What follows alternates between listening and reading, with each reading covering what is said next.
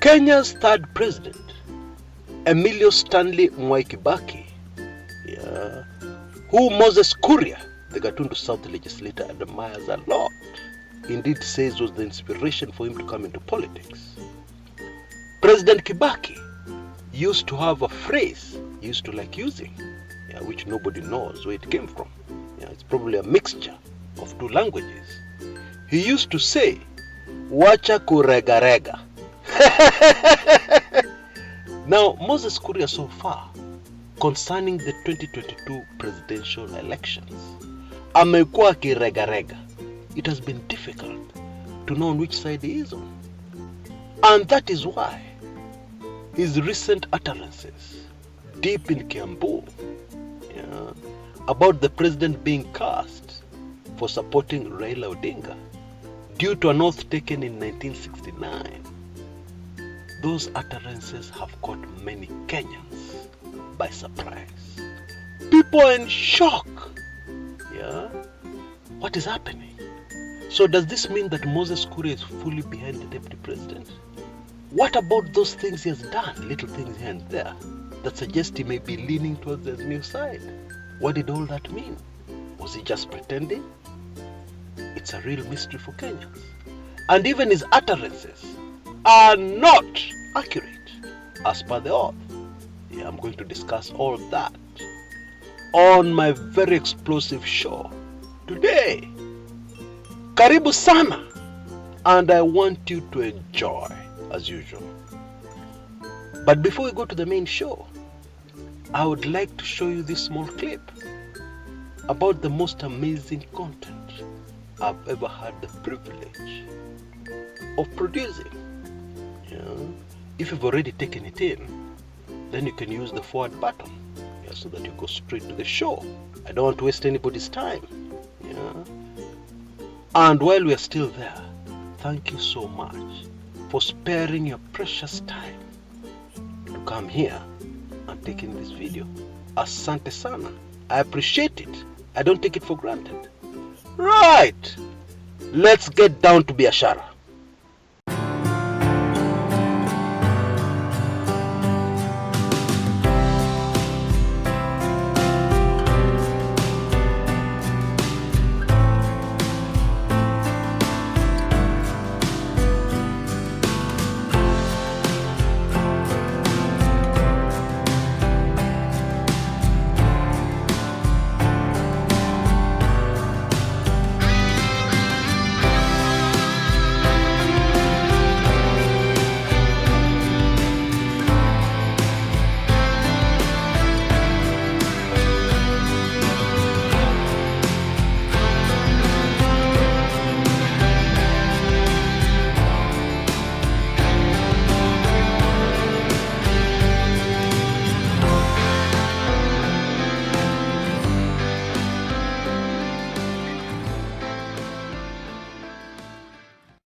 Out of all the political books I've ever written, and there are quite a number, Dark Secrets of the Kenyan Presidency stands out as an amazing bestseller. And also many consider it a classic because it takes a look at the office of the Presidency of the Republic of Kenya like nobody else has ever done before, or even to date. And many of those who have taken in this amazing ebook say that they just couldn't stop reading through. They just couldn't put it down. Maybe that has a lot to do with some of the mind-boggling information contained in this book. Did you know, for example, that Jomo Kenyatta once confessed in public that he would never, ever touch alcohol again? Many people don't know that, and they don't even know the circumstances. But many of us know that the first president of Kenya, during his presidency, enjoyed the occasional stiff drink when his health allowed, despite the earlier firm promise he had made in public earlier in his life. And don't even mention the scene painted very clearly in the book where a small boy shivering because it was raining cats and dogs and carrying a 2-year-old baby on his back arrived at the home of his grandfather, who made some predictions that dominated his life, frustrated him for the rest of his life, until that prediction came true. Or maybe it is because of the picture painted of Daniel Arap Moi, especially during his first cabinet meeting, where it was difficult for him even to look up. And even the other cabinet ministers, some of them who had been harassing him for years, could not look at him straight in the eye. There was so much tension at that cabinet meeting, captured perfectly, accurately in Dark Secrets. It is totally amazing. And there's much more, right up to the Kibaki presidency. Now I have some amazing news for you. This book is available in video format. That is, you don't even have to read it. Many people hate to read. They don't have the time to read. You can take it in as a video. You can take it in as an audiobook. Listen to it right through. And I have an amazing offer for you today. Not only will I send you the ebook in PDF format, you can even print it out as a book and read it. I will also send it to you in video format, so that you can listen to it right through or watch it right through. Amazing, isn't it? But there's more. If you take advantage of this very latest offer of mine, I will give you 6 months membership free to my weekly intelligence briefings. That means if you already have 6 months, I will add you another 6 months on top of what you have, so that you have a whole year to enjoy my weekly intelligence briefings. And by the way, I have quite a number of briefings, Jikoni, that I'm preparing, which I'll release in quick succession within the next few days. And those are weekly intelligence briefings you don't want to miss. So don't waste any time. For slightly above $10, very little money, you can't even go into most restaurants with that kind of money, you'll be able to receive both the PDF format of Dark Secrets of the Kenyan Presidency and the video version. So don't waste any time. You can see the details on your screens right now. Just send a blank email to that email address you see, and you'll receive full payment instructions on what to do. The same payment instructions are repeated in the description area below this video on YouTube. Go for it. This offer is only for a very limited time. So take full advantage of it. And of course, in taking up this offer, you'll also be supporting the work I do on this channel. And if you believe this work is important, then you will be doing something very important in getting hold of Dark Secrets of the Kenyan Presidency. Go for it right away. Asanteni sana for your time. This is your humble servant, Chris Kumekucha.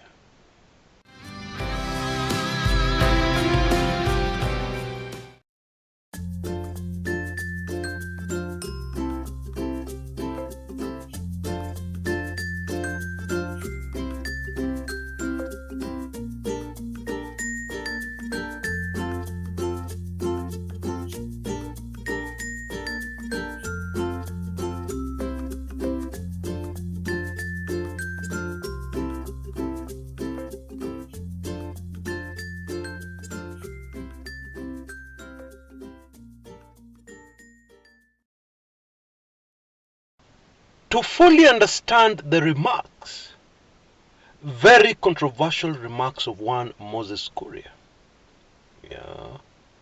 it is very important to go back a little in history. Relax, I'm not giving a history lesson. I'm just doing a comparison. You see, in the days of KANU and KANU politics, what a politician said was very important. And it did not matter whether that politician said what he said in public or in private. Indeed, to former President Daniel Toroitich arap Moi, what a politician said in private was much more important than what they said in public. Now, please be patient. Yeah, in a short while, you'll fully understand what I'm trying to say. And fascinatingly, Moi used to keep a small black book where he had names and contacts of dozens, some people say hundreds of people, based all over the country. It is said that was Moi's personal intelligence, yeah, to gather information for the president. And what the president would do regularly, because he used to get up as early as 4 a.m. every morning, yeah, what he'd do regularly is call up these people. And these people would tell him, most of the conversation would go like this. So and so, he was sitting in a bar somewhere, he said this and that and that and that. And then this other person, people are saying he told his wife this and that and that and that, etc., etc. Many people still don't know this. But many Moi hirings and firings were based on what people said in private. And even when people went to see Moi, certain people, their conversations would be based on what people said. Okay? I have no evidence, but I suspect Moi paid for information. Yeah, therefore people were eager, yeah, to get information to Moi about so-and-so said this, so-and-so said that. I once knew this Asian entrepreneur, businessman, very smart young person, who went into partnership, yeah, with a certain member of the House of Mumbi. And together with this Asian, they got a huge government contract. Let me just call it a through pass, to be the sole suppliers of speed governors in Kenya. Yeah, those gadgets which control speed, especially in a public service vehicle. And everything was going fine. They'd already imported the first batch, and they'd already started supplying. All government vehicles were being fitted in with these speed governors. The two were going to be billionaires overnight. And this partner of my Asian friend started celebrating. Yeah, a little early, I must say. Because in his mind, this was a done deal. The president had given a directive. All vehicles, PSV, all government vehicles, must be fitted in with a speed governor. And not any speed governor, a specific speed governor, belonging to the two individuals I'm telling you about. And so one day, at a watering hole, that's what we used to call it in the old days, at a social place, while having drinks, this member of the House of Mumbi got intoxicated. And he started talking. And he said something to the effect that, these Kalenjins are not very bright. They carry cash around. They put it in the glove compartment of a car. Huge sums of money. Hawajui maneno ya bank. Hawa watu tu walitoka kuchunga ng'ombe, pap, wakapata madaraka. Hawana akili.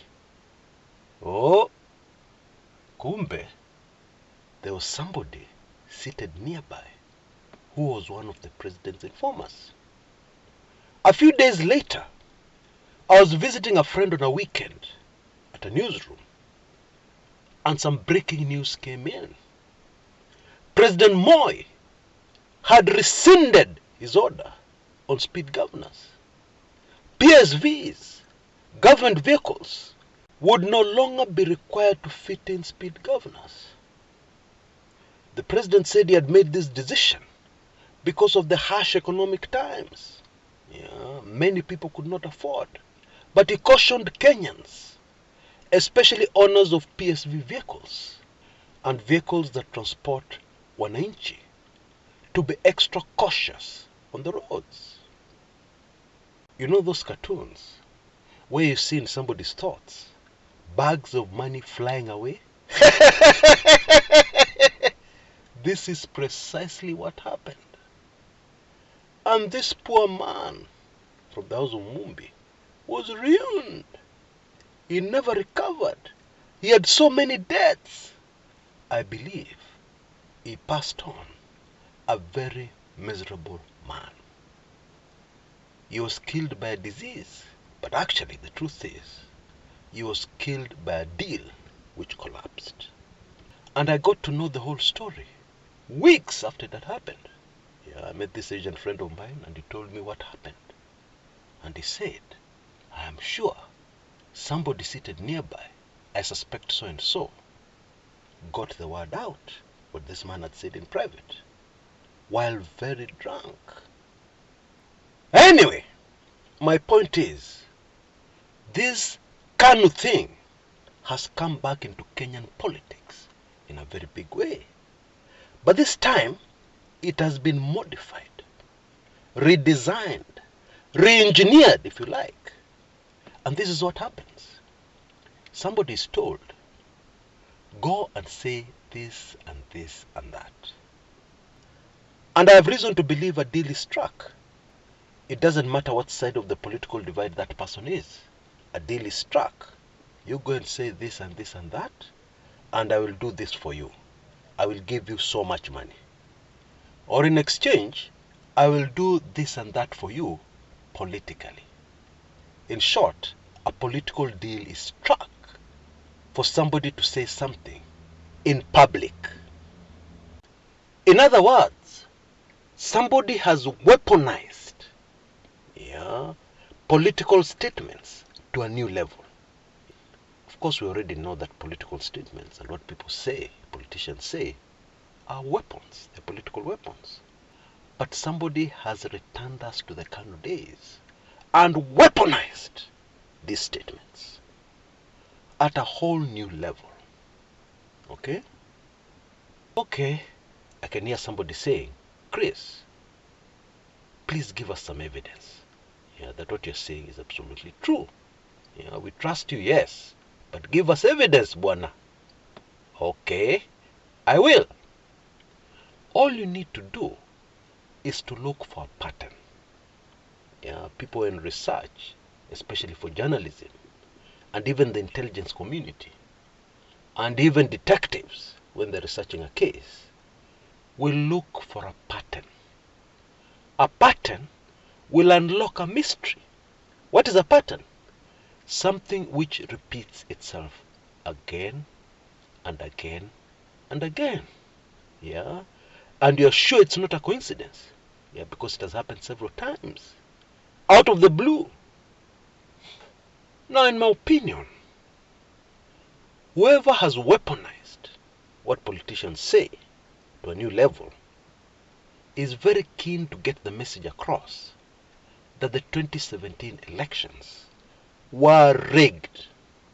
Okay? I can guess the reason why. Maybe they want to bring this rigging issue to the center stage. So that when the elections take place, rigging will be on the minds of Kenyans. And this will make it very easy for that person to contest the results of that election.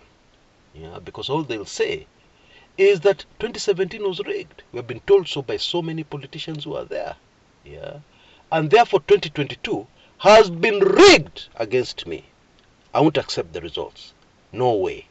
This election was rigged in favor of my opponent. I believe that's the whole idea. Because controversial statements about rigging are too many. From nowhere. And I'll tell you something else. These people who are saying, we rigged, I helped Uhuru to steal votes, are liars. Why? Because the rigging process, for regulars on this channel, do not involve politicians. They don't involve these small MPs and legislators and women reps. No. It's done at a very high level. Intelligence community, etc., etc. Certain hand-picked persons seated at a computer somewhere in Karen, etc., etc. And they're taking instructions from the highest possible level. The legislators and the people on the ground will have no idea what is really happening. Of course, if somebody is going to be rigged in, they'll already have been told, don't worry, you're going to win. It doesn't matter how many people will vote against you, you're going to win. We're relaxed to ngoja results. That's all they're told. They don't know the details. They don't know precisely how it was done. So nobody should come to you and lie to you. I helped to steal votes. That's a lie. And in this example I've given you, you will have noticed that we have had politicians from both sides of the political divide making controversial statements about rigging. And what all these politicians have in common is that all of them at one time have been very close to the deputy president, even if they are now on the other side of the political divide. Yeah. So there's your evidence. So let's come to Moses Kuria. Moses Kuria said in Kikuyu that the President Uhuru Kenyatta, is going to be cast for supporting Raila Odinga. Yeah. And then he went on to appeal to the people to vote for Deputy President William Samoei Ruto instead. Yeah. And of course, in recent times, we've had people from the Deputy President's camp telling us that there's nobody in the Mount Kenya region who will vote for Raila Odinga. Now, there's also something else they've been telling us, which is a lie and which I want to challenge. They've been trying to convince us. They've been trying very hard, even on this channel, in the comments area. They've been trying to tell us that Mount Kenya votes are very, very, very important for Raila Odinga. There's no way he can win without Mount Kenya votes. And they're not giving us evidence. They're not pointing to anything to support this wild allegation. It is wild because in 2007, Raila Odinga was winning by over 1 million votes when they switched off everything. And none of those votes were coming from the Mount Kenya region. In 2013, I believe, many people don't, I believe Raila Odinga won, again with no votes from the Mount Kenya region, and with no votes from the Rift Valley, or very few. Okay? 2017, the same. So what has changed in 2022 that Raila Odinga has to be so desperate for Mount Kenya votes now? You tell me. So Moses Kuria told us, or rather he told the Kiambu people in Kikuyu, that they will be cast if they vote for Raila Odinga as a result of the 1969 odds engineered by Kenya's first president, Mzee Jomo Kenyatta. And Bwana Kuria, Honorable Kuria, was implying, or rather he was telling us, that according to this oath, it is okay if the Kiambu people vote for Deputy President William Samoei Ruto. Now, that is not true. Yeah? As per the oath, that is a lie. It is not true. I'm sure this is not selective amnesia. Moses Kuria knows very well that the main objective of that oath of 1969 was to keep the presidency within Kiambu. And therefore an oath was taken that the presidency will never leave Kiambu. Okay? And it went on to be even more specific. It would not cross the River Chania, yeah, and go into Nyeri. And then it was even more specific. It would not go to Luo Nyanza. Okay? But those were details. The whole idea was that the presidency would never leave Kiambu. So if Kiambu people don't want to be cast, according to this oath, then they should vote for presidential candidate from Kiambu. Period. And last time I checked, the deputy president doesn't come from Kiambu. Or correct me if I'm wrong. Which part of Kiambu does William Samoei Ruto come from? Where does he hail from? Because I know Kiambu very well. Gatundu? Thika? Or perhaps William Samoei Ruto hails from Dogoto? That is the whole truth. and nothing but the truth. What this very well thought out, carefully planned and plotted, words from the mouth of Moses Kuria were designed to do was to erase, delete completely, all the inroads, all the impact Team Azimio has had so far in Central Province. In other words, in my book, this is clear evidence that Azimio has had a huge impact in the Mount Kenya region. And what somebody was trying to do here was to reverse all that, destroy all that work, which has taken months to achieve, months of very careful planning. And in my opinion, very, very smart move, very smart political move. That is if you ignore the morals. Because first of all, you're lying to the people. Secondly, you're just being uncouth, primitive.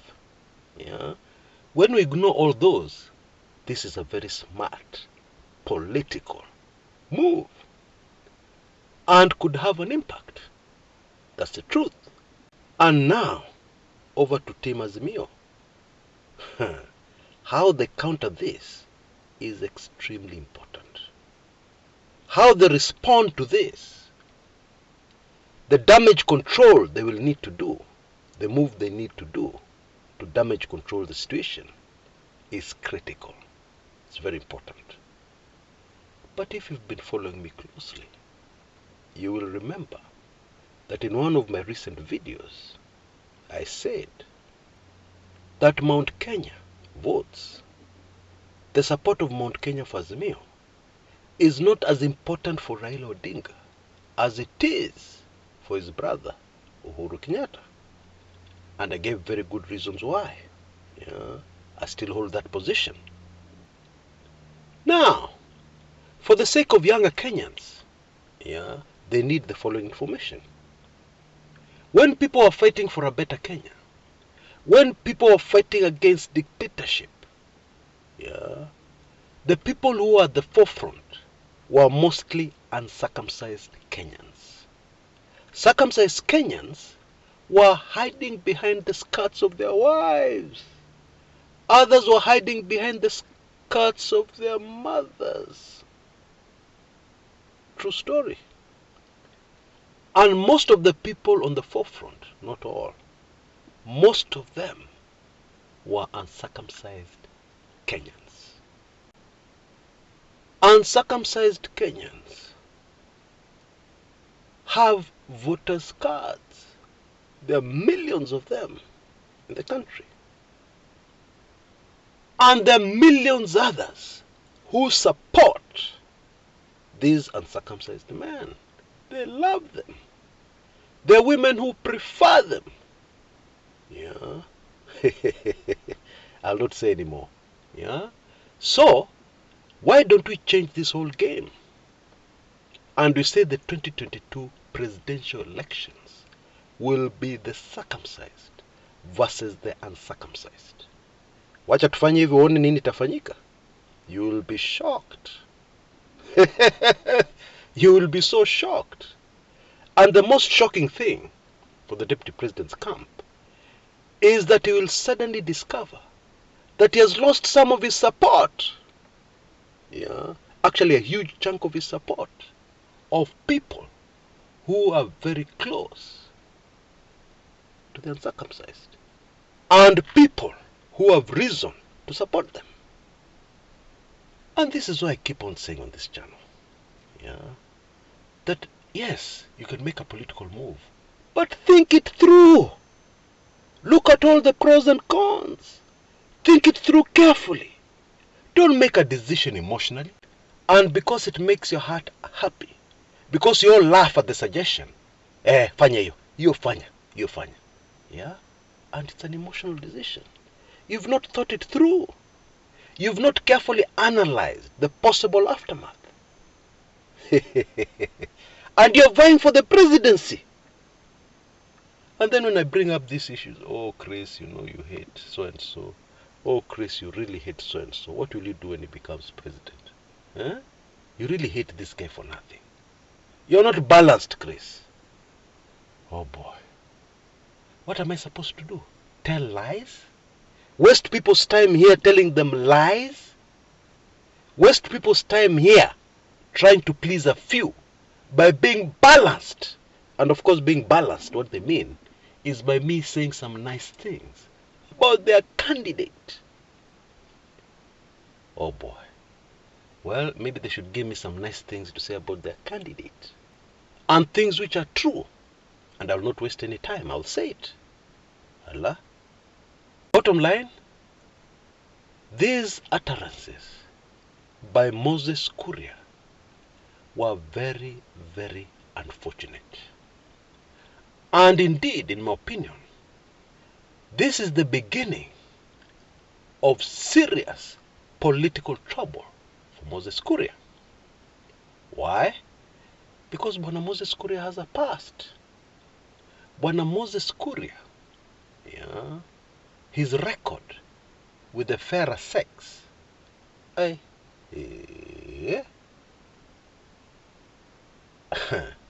me not say anymore.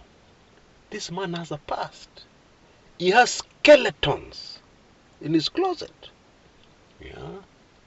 And so, in my opinion, all this is leading in a road which will end in a place, and I told you very early, where the 2022 elections will be about the character of a man. That is what I believe. That is my opinion. I may be wrong, but I may also be correct. Let's wait and see. Until next time, this is Chris Kumekucha.